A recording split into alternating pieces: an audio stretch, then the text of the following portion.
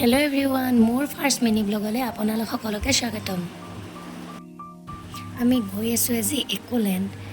তো হোটেলত কিবা এটা খাবৰ কাৰণে আমি অকণমান ৰখি দিম।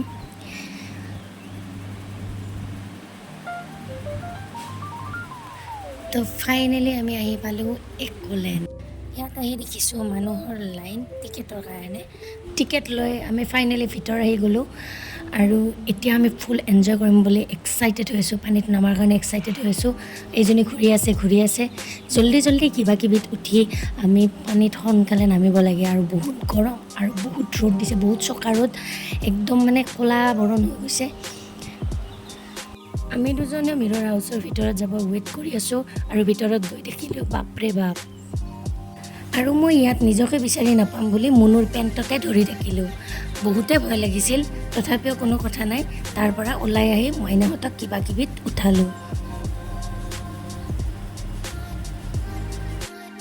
এতিয়া আমি পানীত নামিবৰ কাৰণে পূৰা ৰেডি ফুল এনজয় কৰিম আমি।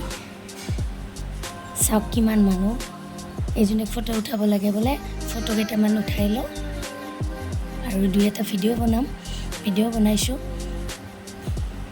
বহুত ভাল লাগিছে। মাইনা ৰ'দৰ কাৰণে খোজে কাঢ়িব পৰা নাই।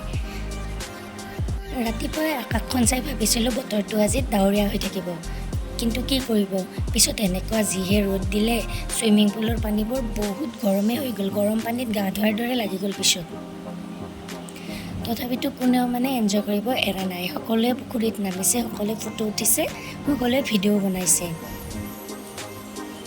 চাওক মাইনাহঁতেও ফূৰ্তি কৰিছে।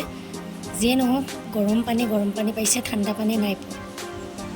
চব গৰম হৈ গৈছে, ইমান প্ৰখৰ ৰ'দ। সোনকালে আমি ইয়াৰ পৰা ঘৰ যোৱাৰ ব্যৱস্থা কৰিলোঁ। তো আজিলৈ এইখিনিয়ে আৰু আকৌ লগ পাম এটি নতুন ভিডিঅ' লৈ। Bye bye.